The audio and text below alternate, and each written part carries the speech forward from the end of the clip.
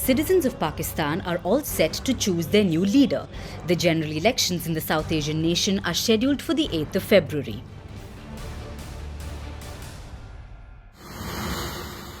The elections mark the return of former Pakistan Prime Minister Nawaz Sharif.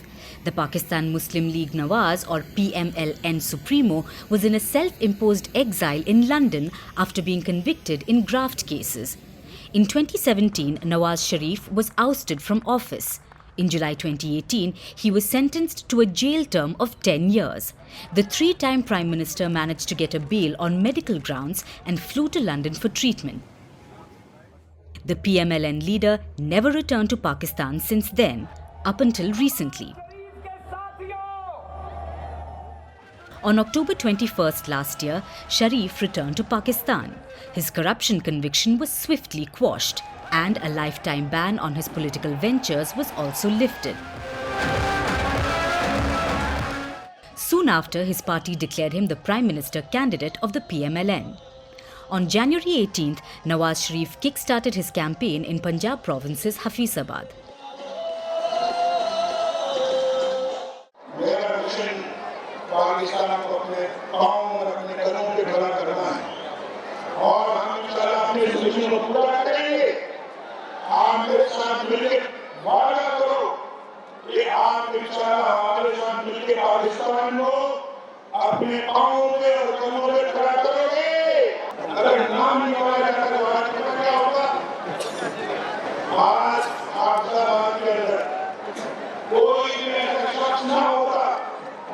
जिसके पास wise रोजगार न होता, सबके पास एक वाइज रोजगार होगा,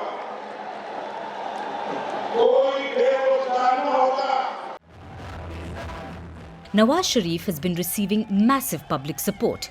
He has been Pakistan's Prime Minister thrice before, and he is now gunning for a fourth term.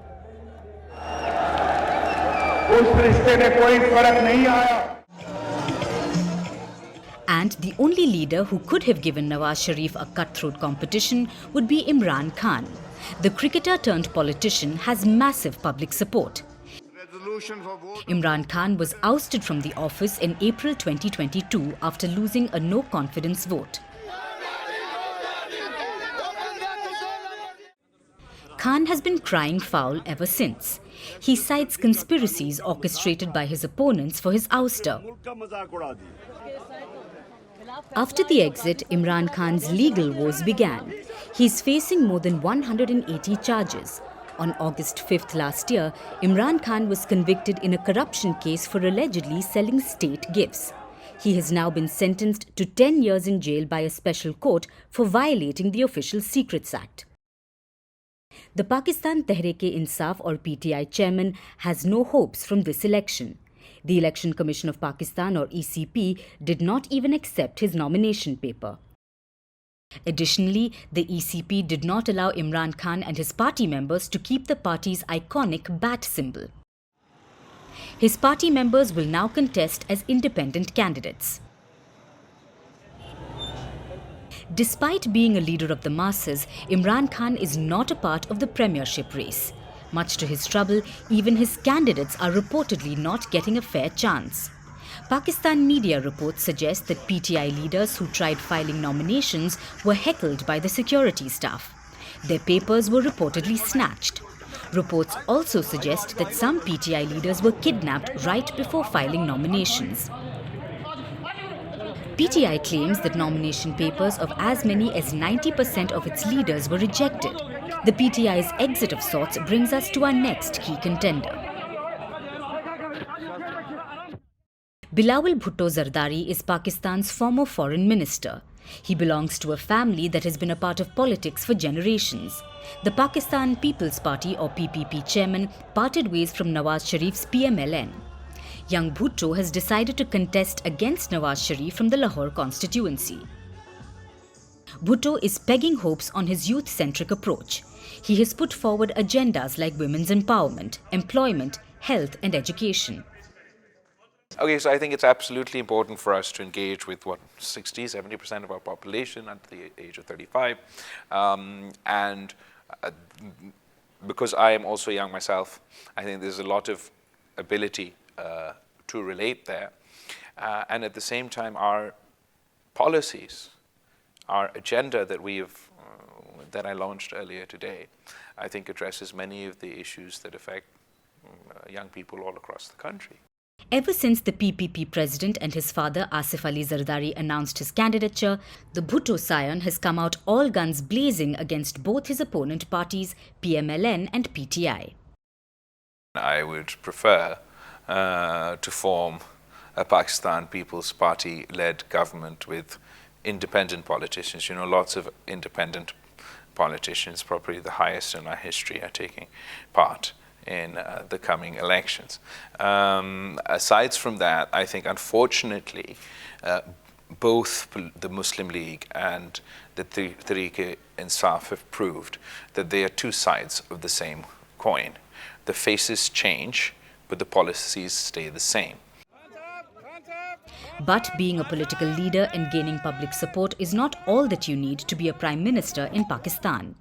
There has always been a key player in the South Asian nation that reportedly acts like a kingmaker and denies its role: the Pakistan Army, which is allegedly the main decision-making power in the country.